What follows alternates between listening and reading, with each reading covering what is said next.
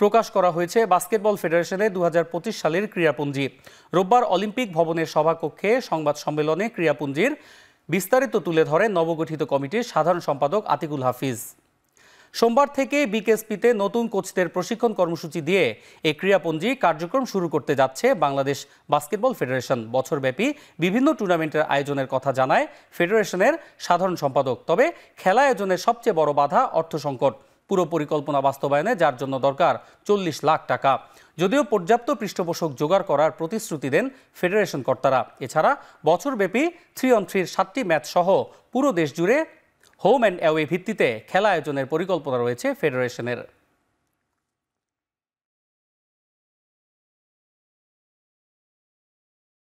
খেলা যেহেতু হচ্ছে না, যদি জানতাম যে ফার্স্ট ডিভিশন লিগে এতগুলি টিম আছে, এদেরকে ডাকলে এরা খেলবে, তাহলে আমরা জানি যে ধরেন 10টা টিম আছে, 10টা টিমের টুর্নামেন্ট খেলাতে গেলে প্লাস মাইনাস 7 লাখ টাকা খরচ হবে। টিমের সংখ্যা না জানতে পারলে আমরা আসলে বাজেটিং করতেও পারছি না।